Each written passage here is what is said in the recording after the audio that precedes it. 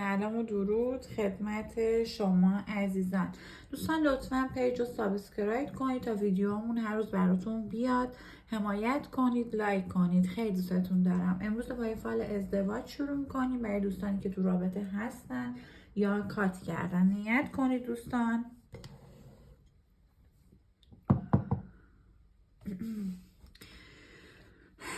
دارم میبینم دوستانی که تو رابطه هستن این شخص مشکلات مالی داره، مشکلات خانوادگی داره که باید اینو حل کنه و بهتون پیشنهاد ازدواج بده. دارم اینجوری میبینم براش که این شخص فعلا درگیری داره. درگیری باعث میشه حتی شبا دیر بخوابه، نتونه بخوابه، استرس های مالی و فشار مالی داره.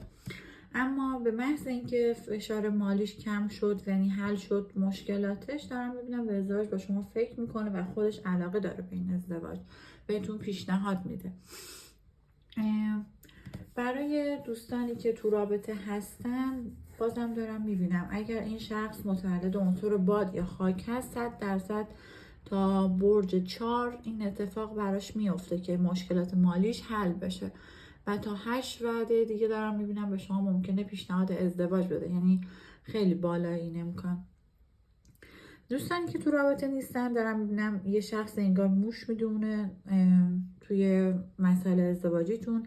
برای یه خانومی دارم میبینم که 2 نفر رو بهتون معرفی میکنه. یکی شغل وکالت یا نظامی داره، یکی دیگه شغل آزاده. شما بین این 2 نفر دو دل میشین ولی در صورت ازدواج خیلی خوبی دارین.